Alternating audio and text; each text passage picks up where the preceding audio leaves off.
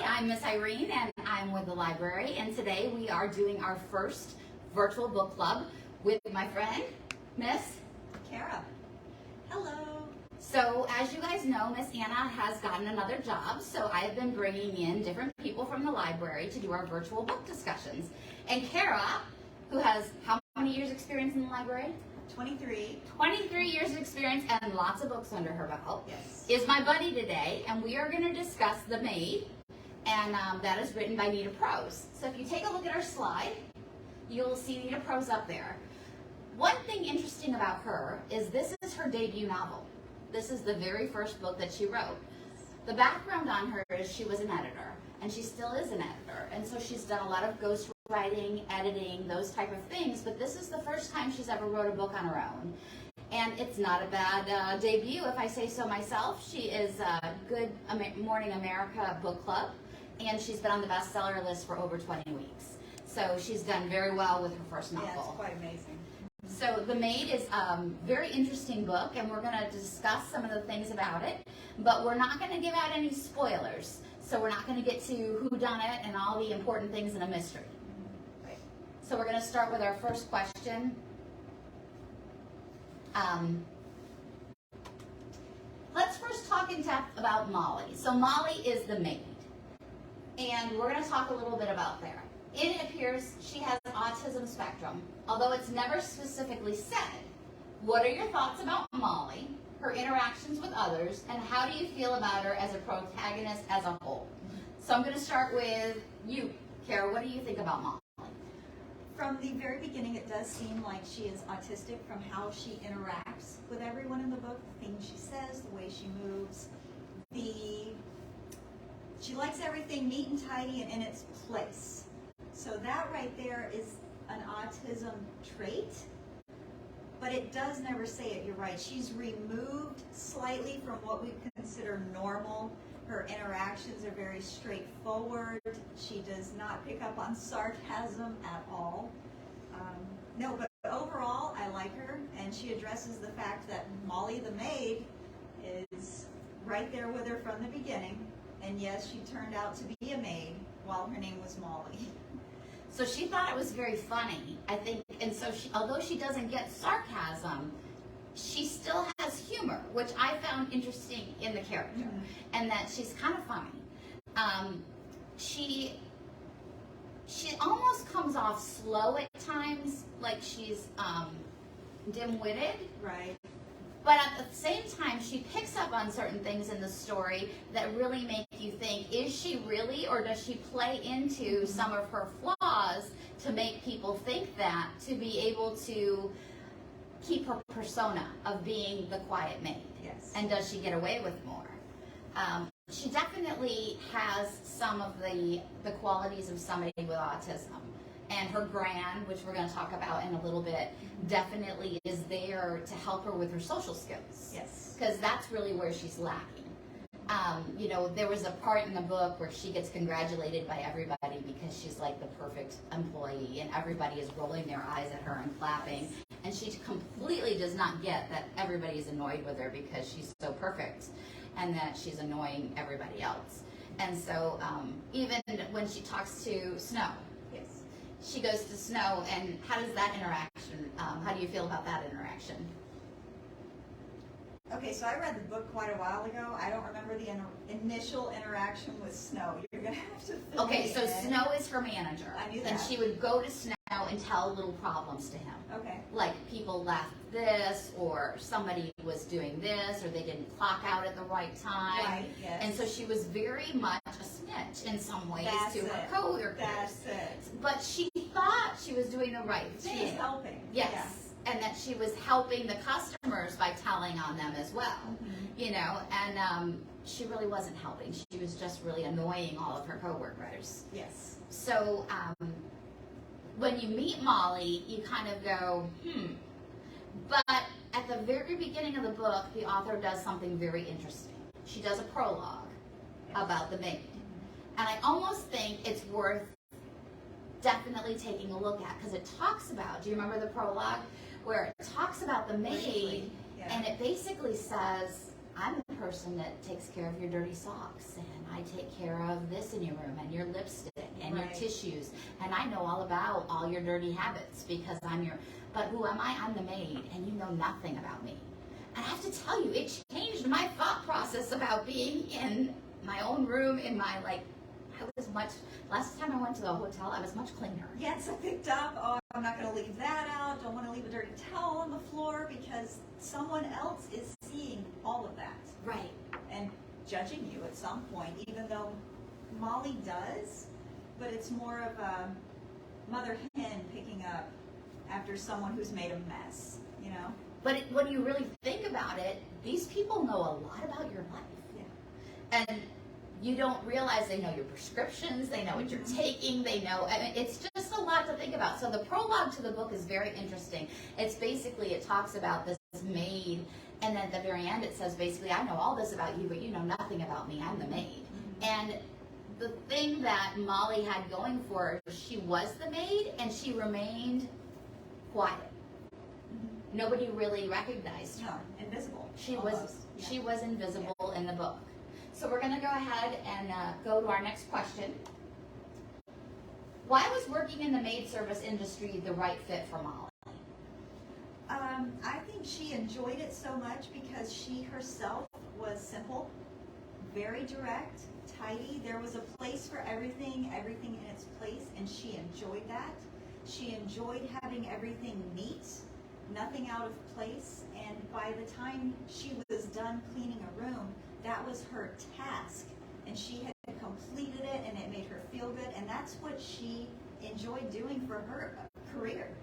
It was total fulfillment for her. I think it was so black and white for her. That's true.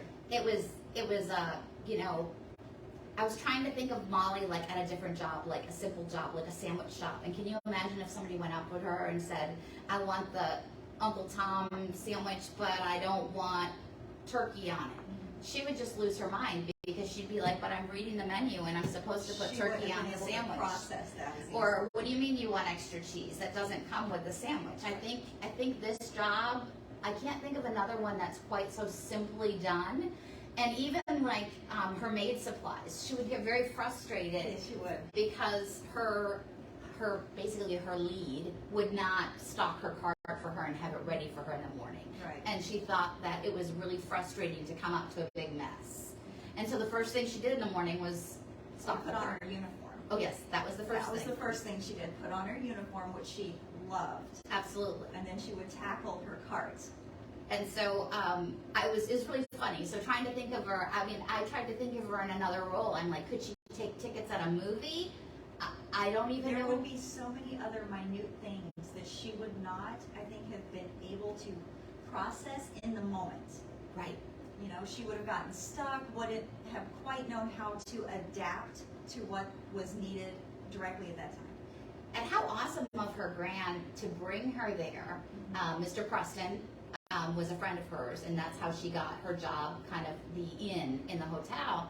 And how thoughtful of her to know that this would be the perfect job for Molly. Right. That she could, earn a paycheck and actually do something. Because I really thought through it, and I was like, I can't see any other job where she would be, one, fulfilled like she is, Yes. and two, where she could process what was going on. Right. And that part of her, I think you see that autism come into play. I think so. Or the OCD.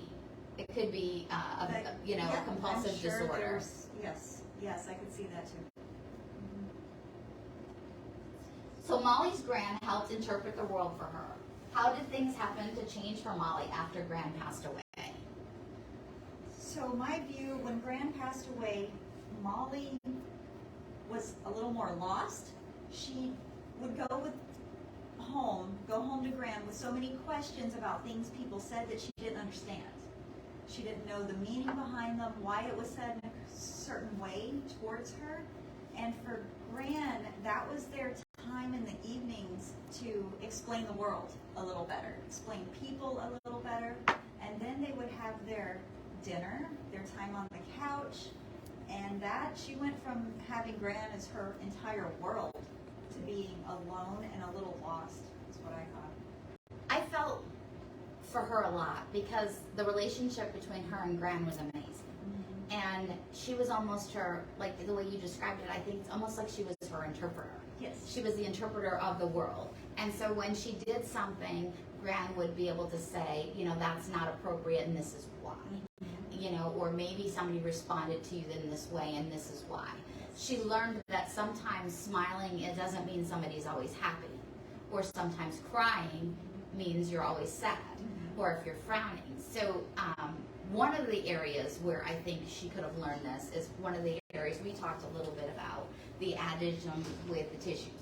Yes, a tissue for your issue, which I didn't care for that because that was an eye roll for me. Oh yeah, you've heard that before. Yes. Things like that. But she also came home one day from work and someone had called her a Roomba. Yes. She went back to Gran and asked her what that was and why they called her that. And they said she was basically, they were making fun of her because she was like a robot and Yes. she just moved very fast and she didn't realize that they were making fun of her. No, they didn't. Yeah, that's why she went home and asked Gran. And they were smiling when they said it, like, and she thought, and they all laughed and she thought it was a funny thing and she laughed with them and then she realized later they were actually being unkind to her. And I think that would be really hard to be that person, to not be able to get the social cues around you. Well, sure. But in some ways, could it be a blessing? If you were ignorant to Ignorant it, do you is miss bliss, do yes. you miss some of the evil that's out there where people are just mean? I'm sure you do. You know, and maybe you don't pick up on it, and the innocence in some way, I know that you need it to live, but in some ways, is it a blessing that you don't know that people are making fun of you or being unkind or You're right. It could go because either way. you're not feeling the hurt by it? Because people can be really mean. They can. Absolutely. I mean, you can tell in the book because she no longer has support and guidance from Gran that she can be taken advantage of and she'd never know it. You know, someone can say something sarcastically, she thinks it's kindness. So, yeah, it did affect her. And she definitely had a problem with identifying what type of relationship it was. So like Rodney in the book, in the very beginning we meet Rodney, and she has a crush on him. Obviously, I yes. mean, so she would go every day to see Rodney so he could give her newspapers. Well, if he so much as said 2 extra sentences to her, she was sure that they were like on their way to going on a date. Yes. And But to the reader, it was obvious he was not interested. He was just using her. using her, stringing her along, however you want to word it, yeah. And the one time that they went out, he wanted information from her, so he agreed to go to the Olive Garden. Which is her favorite restaurant. And she thought it was this big romantic deal, and she still did, even after the date was over. And he did not really, she's like, it's a date, right? And he's like, sure, it's a date. But he didn't take it that way. He No, he didn't didn't. see it that way.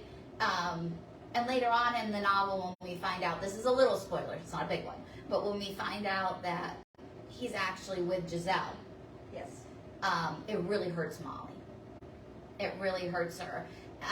So it's one of those things where, But that would hurt anybody. absolutely, I mean, that's one of the social cues that she did. Right. Associate with other people. Is that, yeah, you get hurt. Which I don't think was quite usual for her. right. She's used to just going by things and not noticing, or they go over her head. Or even Giselle, you know, we talked a little bit about her, you know, the relationship she had with Giselle, because Giselle talked to her and gave her attention and just gave her a little bit of feedback when they spoke, she saw her as like her very best friend.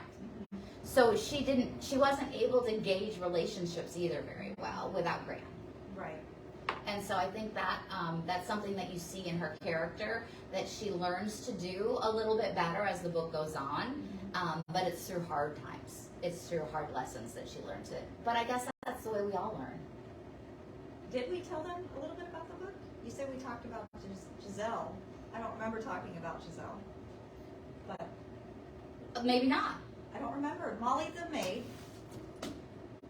is Molly, the first chapter too. This is a spoiler. You're going to find out right away. She is cleaning for, this is an elite hotel.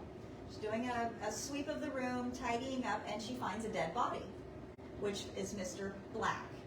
Giselle is Mr. Black's wife, who has taken a liking to Molly and her honesty, and so they kind of do have a friendship going. Yes. So, there, little Nope. backstory. Nope, that is good backstory, because I don't think we talked about it. So the whole point of the book, it revolves around this murder The murder. and Molly. So that's not a spoiler. That's basically, if you picked up this part, you'd be there. Our next question is who do you think first was responsible for Mr. Black's death? I thought it was Giselle. You thought it was his first wife? Recent, current wife. Yes. I think it was definitely, I thought it didn't have anything to do with Molly. I didn't think it was the maid at all. No, I didn't either.